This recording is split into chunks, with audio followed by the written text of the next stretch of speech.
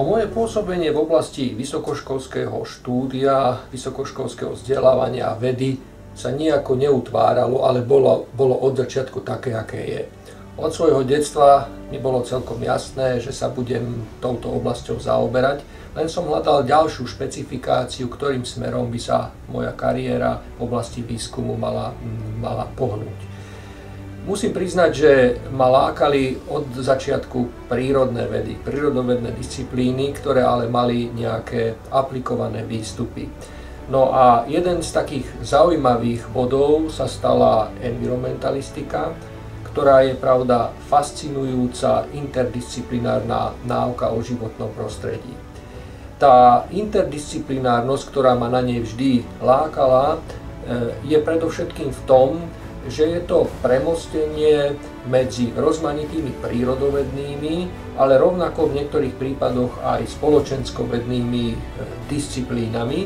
A tá fascinácia, ktorá z nej vychádza, je zadefinovaná hlavne premostením teoretických vied s praktickým výskupom v aplikovanej sfére.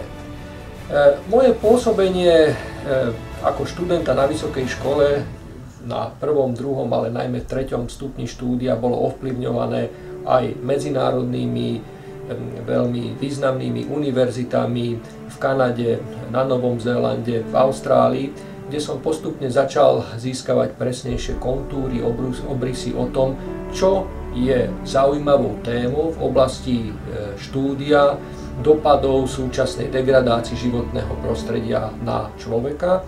A postupne som sa dostal do oblasti tzv. Biologických invázií, teda organizmov, ktoré sa nekontrolovateľne šíria, a čo je veľmi dôležité, predstavujú do istej miery rizikový zdravotný, ale aj ekonomický potenciál. Môj výskum a výskum môjho tímu sa koncentruje okolo biologických invázií.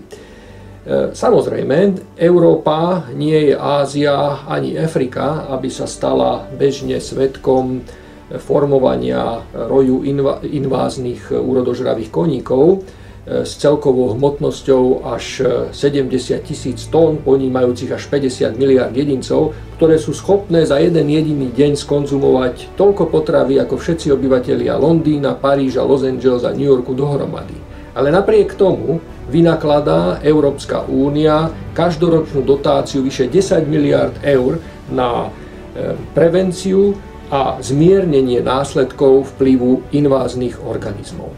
A práve náš tím v posledných rokoch, najmä v spolupráci s čínskymi kolegami, sa podieľa a participuje na vývoji automatizovaných, už tak povediac, robotických systémov založených na umelej inteligencii, tzv.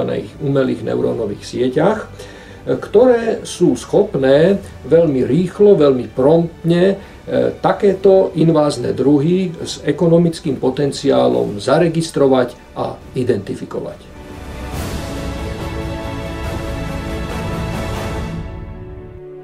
Umelé neurónové siete simulujú funkcie a špecifika biologických neurónových sietí a pri práci s nimi sa využíva niekoľko dôležitých krokov. Jedným z nich je hľadanie tzv. Optimálnej architektúry neurónovej siete, ktorá pozostáva z viacerých vrstiev s kontaktnými uzlami.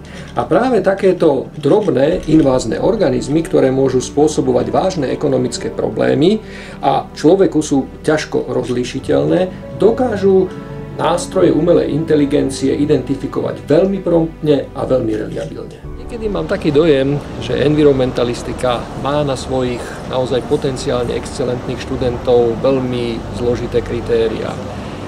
Naozaj široký diapazón vedomostí, ekologický nadhľad, syntetické myslenie a kvalitná komunikácia s prostredím a s aplikovanou sférou. Jednoducho jej musíte dvoriť. Keď si ju však získate, vráti vám to ohromnou satisfakciou konkrétnej a reálnej pomoci prírode, životnému prostrediu, človeku a jeho spoločnosti.